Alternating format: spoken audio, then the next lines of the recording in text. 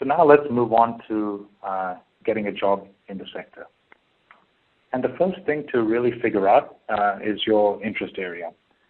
People often come to me and say, how do I get a job in international development, or how do I get a job in social enterprise? Well, I think the first thing is figure out what you want to do. Say someone came up to you and said, how do I get a job in the private sector? You'd kind of scratch your head saying that's such a broad question. You'd obviously want to clarify things like what industries are you interested in, or what functions are you interested in. Well, I think the exact same is true for social enterprise. So really the first thing to figure out is your interest area. One, how close to the end customer do you want to be? If you work for a social enterprise, then you're directly interacting with end customers on a daily basis. If you work for a funder, you're 1 degree removed from that. If you work for an industry body, then you're 2 degrees removed from that, and so on. Lifestyle is also a factor. Do you want to live in New York or London or DC, or do you want to live in maybe a Mumbai or a Nairobi, or do you want to live in a village in sub-Saharan Africa? What lifestyle appeals to you, and how close, again, do you want to get to the end customer? Another question is, what sectors interest you? Do you have a particular interest in, say, agriculture or health or microfinance? And finally, what functions interest you? Again, product design, strategy, evaluation.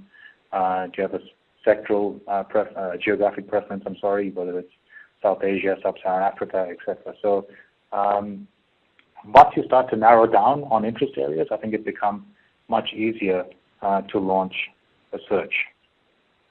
Another question I often get is, what are organizations looking for in a candidate? And again, I think the needs of a role obviously vary a lot from role to role, but here are some general traits that I think are kind of important and critical. I think first and foremost, you must have a sincere passion for the social mission of the organization or the industry you're interested in.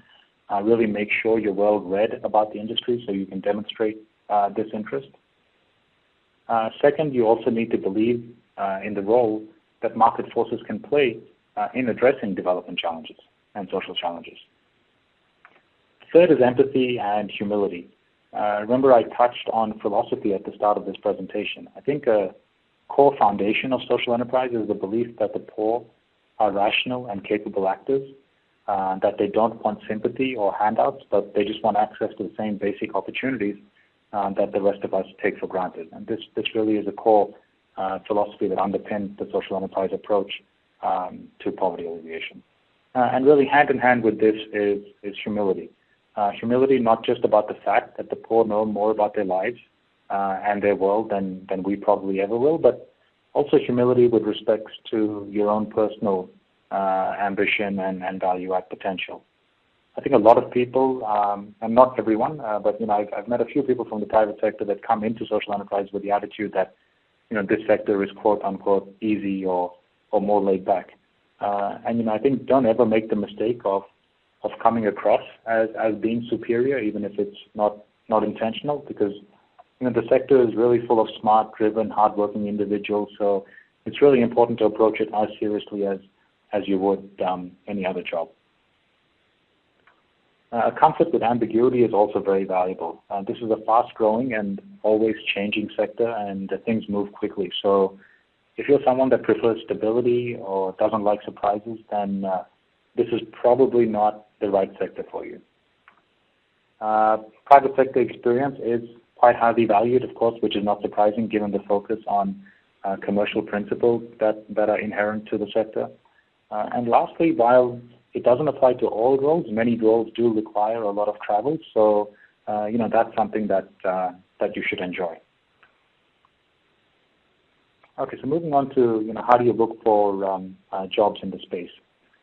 Sadly, the industry is not evolved enough yet for there to be active campus recruitment programs, so you need to be quite proactive. Definitely look at individual organization websites, as jobs are always posted there. Also network a lot. I think this is the best way to go. Attend conferences, set up calls or coffees with people at firms that you're interested in, and then ask them to connect you to more people. In fact, I myself am right now in the process of moving countries, and this is the approach I've been following myself to try and find a role at my next destination. There are also dozens of sites that aggregate opportunities in the space, and I've listed many of them here. So those are also a good place to start. And again, I should emphasize that all the names of sites or organizations and firms that I've listed in this presentation are really just there as examples and just as sort of tips of the iceberg. Definitely check them out and Google them, but keep in mind that that's not all there is. I've probably only touched on sort of 1 to 2% of organizations out there, but it's just something to get you started. Of course, if you have specific questions about particular sectors, then feel free to get in touch with me for a more detailed discussion. But I'll just stop there right now, and we can move on to Q&A. Great, Abhilash. I'm glad to hear that we were able to make it through so much topic content in such a dense presentation. We have had some questions come in through the chat during today's presentation, but we'll see if we can get to those at the end, as we already had several pre-submitted. So we have one question specifically about your experience in social enterprise in sub-Saharan Africa.